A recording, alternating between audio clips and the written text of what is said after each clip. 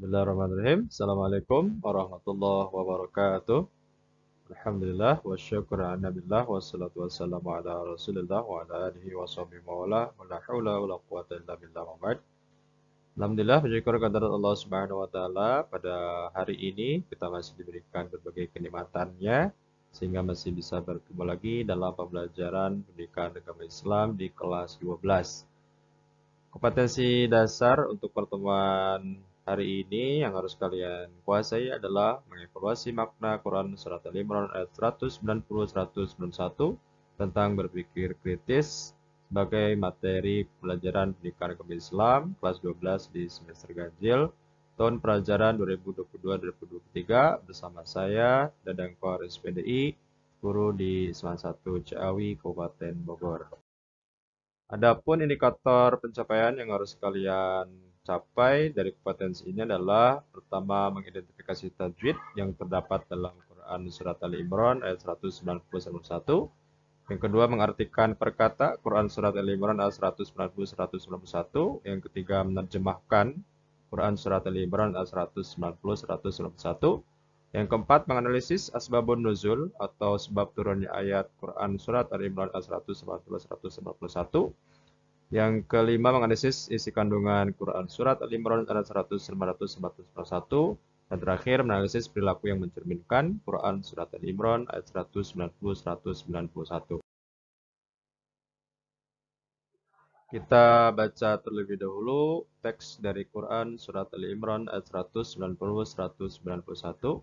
A'udzu billahi minasy syaithanir rajim. بسم الله الرحمن الرحيم إن في خلق السماوات والأرض واختلاف الليل والنهار لآيات لأولي الألباب الذين يذكرون الله قياما وقعودا وعلى جنوبهم ويتفكرون في خلق السماوات والأرض ربنا ما خلقت هذا باطلا سبحانك فقنا عذاب النار صدق الله العظيم. Berikutnya penerapan tajwid dalam Quran Surat Al-Imran 190-191. Di antaranya adalah khalqis samawati, yaitu idgham syamsiyah atau alif lam syamsiyah. Karena huruf alif lamnya diikuti dengan huruf syamsiyah yaitu sin. Yang kedua wal ardi adalah izhar qamariyah atau alif lam qamariyah karena huruf alif lamnya diikuti huruf qamariyah yaitu alif. Yang ketiga qiyamau wa qu'uda, yaitu adalah tajwidnya idgham bi gunnah. Kenapa? Karena tanwin diikuti huruf waw, waw sebagai huruf idgham bi gunnah. Yang keempat junubihim, nu-nya adalah matobi'i karena dhammah setelahnya adalah waw sukun. Kemudian yang kelima khalaqta adalah qalqalah sugra karena huruf qaf yaitu huruf qalqalah sukun di tengah kata. Yang keenam, azaban nar, narnya adalah mad arid disukun karena matobi'i dibaca waqaf. Ini sebagian di antara penerapan tajwid pada Quran Surat Al-Imran ayat 190-191. Berikutnya nanti Nanako semuanya menentukan tajwidnya yang tidak disebutkan di sini. Berikutnya kita akan mengartikan perkata dari Quran Surat Al-Imran ayat 190-191. Inna artinya sesungguhnya, fi khalaqis samawati dalam penciptaan langit, wal ardi dan bumi, waqtilafil laili dan pergantian atau pertukaran malam, wan nahari dan siang, la ayatin terdapat benar-benar merupakan tanda kebesaran Allah, wa qu'udan dalam keadaan atau sambil duduk, wa ala junubihim berbaring, wa yatafakkaruna memikirkan atau merenungkan, ma khalaqta tidak engkau ciptakan, haza semua ini, batila sia-sia. Itulah beberapa kosakata baru yang ada pada Quran Surat Al-Imran ayat 190-191. Yang nanti sisanya kalian cari sendiri. Berikutnya, terjemahan Quran Surat Al-Imran ayat 190-91 berdasarkan gabungan dari arti perkata.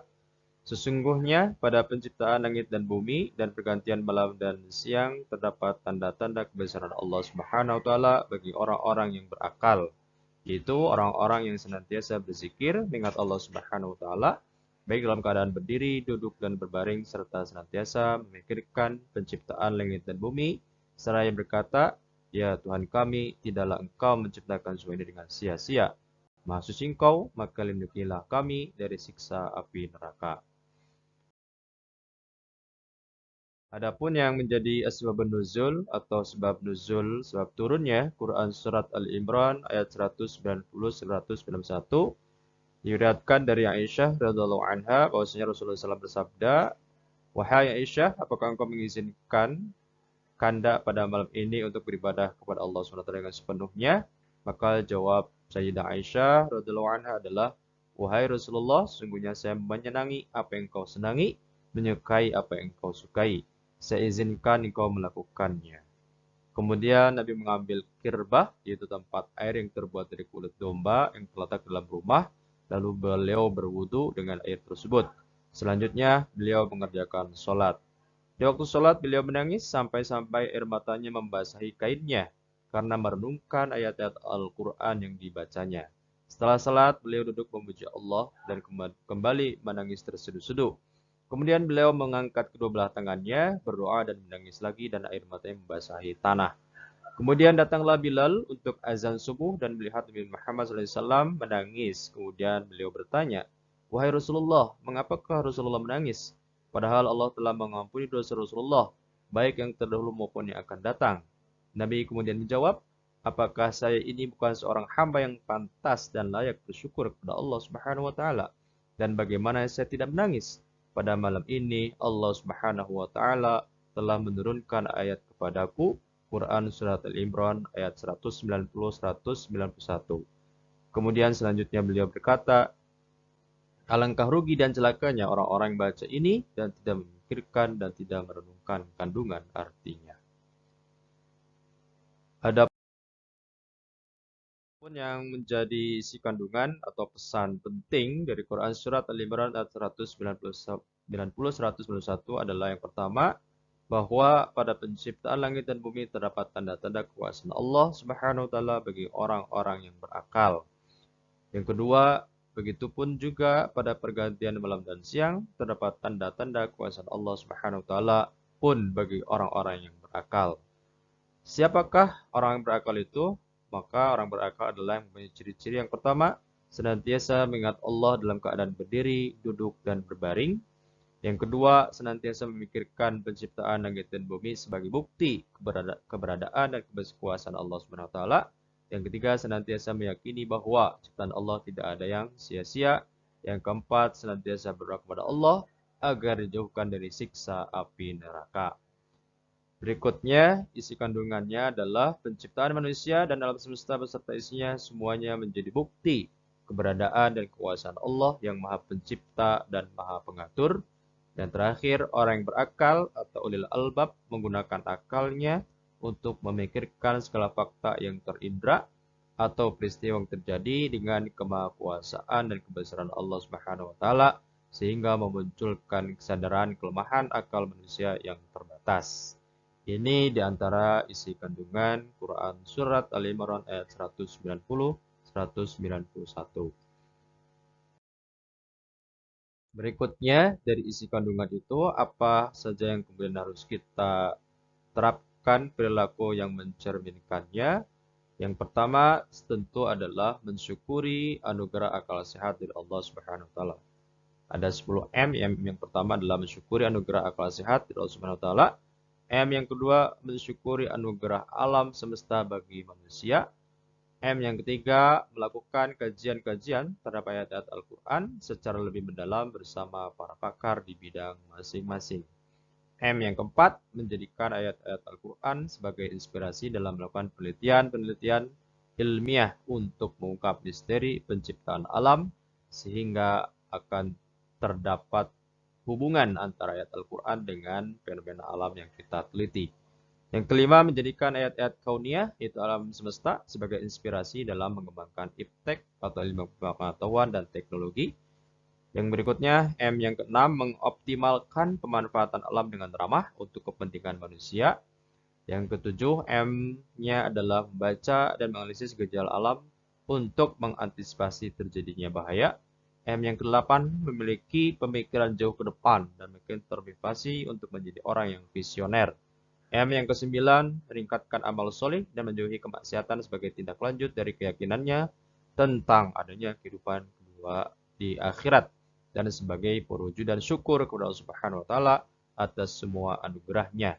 Dan yang ke-10, M-nya adalah memotivasi diri dan berpikir kritis dalam merespon semua gejala dan fenomena alam yang terjadi. Demikian seharusnya perilaku yang harus diwujudkan sebagai implementasi dari Quran Surat Al-Imran ayat 190-191. Mudah-mudahan kita semua menjadi muslim yang mufakirun atau ahli fikir dan muzakirun ahli zikir sehingga dapat memiliki kemampuan berpikir kritis dalam memahami ayat-ayat Al-Quran maupun ayat-ayat kauniyah yaitu alam semesta. Amin ya rabbal alamin. Demikian yang dapat kita pelajari pada pembelajaran hari ini. Yang benarnya dari Allah Subhanahu wa taala, yang salahnya dari kesalahan diri saya sendiri. Bila taufik wal hidayah. Wassalamualaikum warahmatullahi wabarakatuh.